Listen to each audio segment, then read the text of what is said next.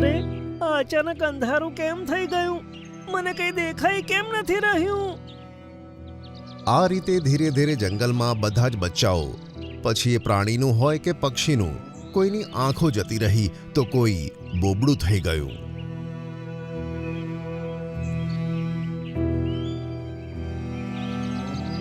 જંગલના બધા પ્રાણીઓ હેરાન થઈ ગયા અને બધાએ એક સભા બોલાવી.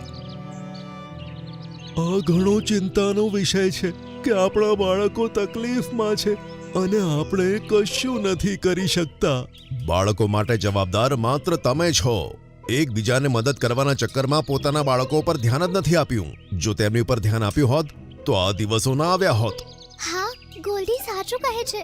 જ્યારે મારા બચ્ચા ચીનુ સાથે આવું થયું ત્યારે હું પણ બુલબુલની મદદ કરવા ગઈ હતી, અને જ્યારે મારા બચ્ચાનો અવાજ ગયો ત્યારે હું ભાલુની ગુફામાં સફાઈ કરવા માટે તેની મદદ કરવા ગઈ હતી. આજથી કોઈ કોઈની મદદ નહીં કરે.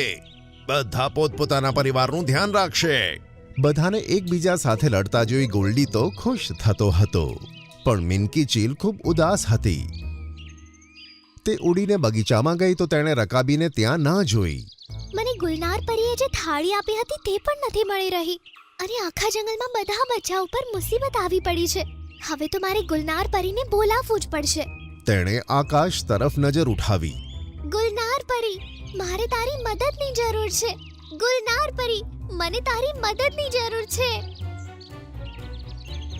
આમ કલાકો સુધી તે બોલતી રહી અને ગુલનાર પરી પ્રગટ થઈ.